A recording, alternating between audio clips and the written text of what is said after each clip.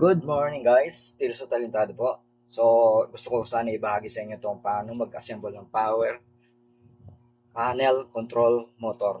So bali kailangan po natin ng breaker, magnetic conductor, overload relay. So pakita ko sa inyo kung paano gawin itong panel board controller motor. So umpisahan na po natin. So kailangan po rin natin ng on and off switch. So binutasan ko na po guys yung boxes niya para i-install na lang natin yung mga indicator niya. So yun po, install natin yung on and off switch niya. Okay.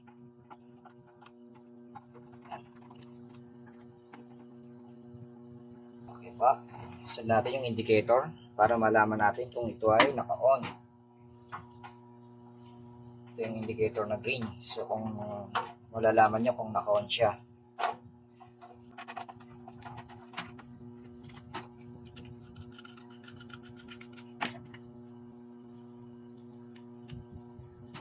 Orange, red,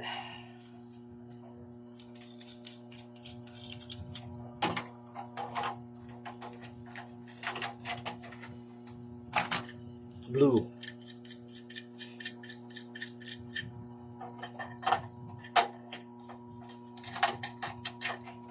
and guys, ganun lang ko kasimple mag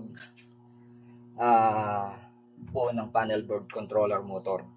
So ang susunod naman po natin gagawin, ko-connect naman po natin sa connection ng papani connection sa motor saka yung magnetic conductor to overload relay.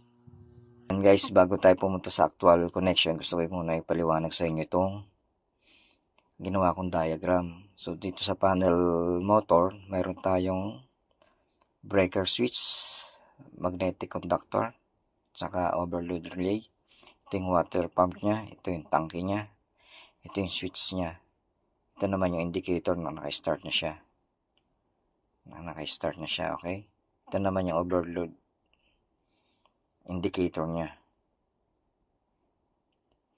Then ito naman, addition ko na ng indicator na to level sa level water.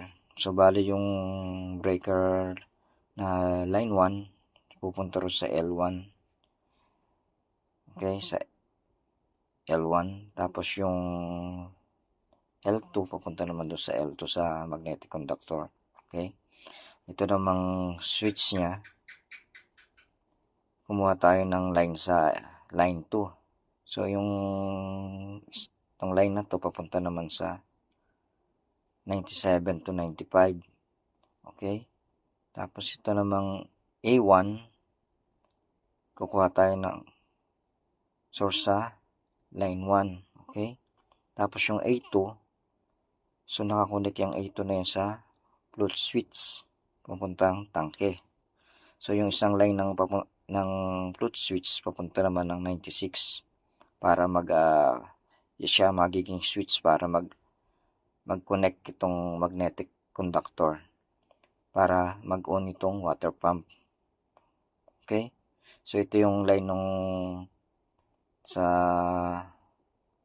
water pump, yung T to T1 papunta yan ng motor, tsaka yung 42 papunta yan ng motor. Okay? Tapos ito naman itong 98 sa overload ng indicator. Ito yung sa overload ng indicator. Sana nasundan nyo ako guys. So ngayon i-actual na natin. Yan guys, bali actual connection na natin. So nililinyahan ko na para mas mabilis tayo.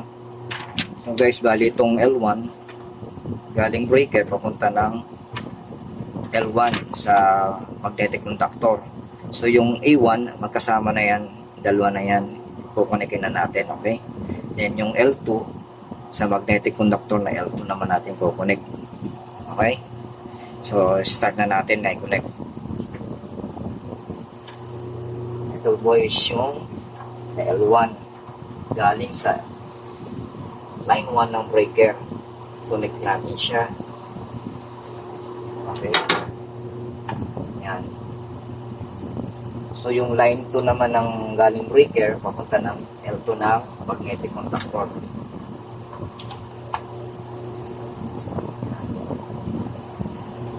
Okay. So ngayon, ito yung parang temporary motor natin. So, yung temporary motor natin. So, yung motor natin nakalagay, nakakonect siya to T1 at 4 to T2. So, i-connect natin guys.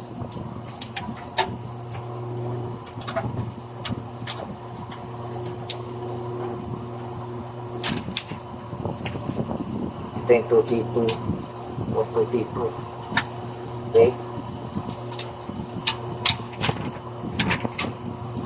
There yung indicator ng pilot light para malaman mo kung bukas siya, kung ibig sabihin pag bukas siya, bumatakbo yung motor niya. So, nakakonect kasama siya sa 2T1. So, pagsamahin na natin siya.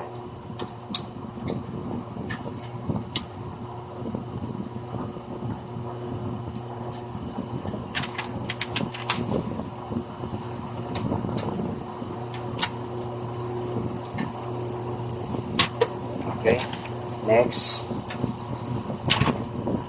So, bali yung ito namang sa on and off switch niya. So, on and off switch niya, pupunta naman siya ng sa overload relay. So, dito siya sa 97, 95. So, bali itong dalawang ito magkakasama na to, series na to. Okay.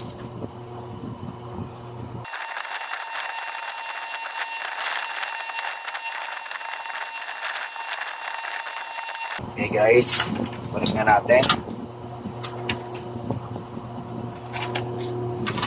Then itong overload indicator niya, nakakonect siya 98. Guys, sundan nyo lang ginagawa ko guys. Malaking bagay na may matututunan kayo dyan. So ngayon tong float switch guys, so nakakonect siya dun sa A2. Then yung isang link ng galing sa float switch, nakakonect naman siya sa 96 sa overload relay. Okay? So, ito na yon guys. So, kinonik ko na kasi mahirap i-connect yung mga doon. So, yung ground sa 96, then yung blue doon sa A2.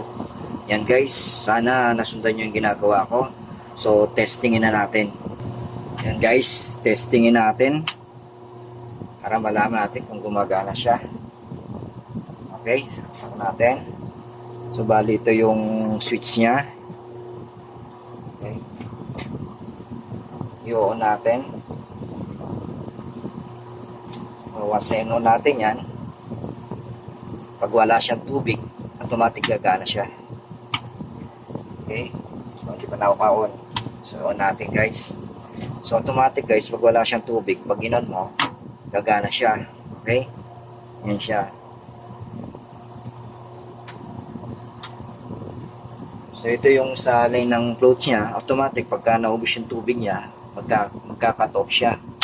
Ganon. So, once na wala na siyang tubig, mag-on siya ulit. Okay? Ngayon, testing naman natin yung overload niya, kung gagana yung indicator niya. So, pipindutin ko yung sa overload. Try ko kung gagana. So, ibig sabihin, pag nag-overload yung motor natin, gagana dapat yung indicator na blue. Yan yung sa overload indicator, guys. Yan.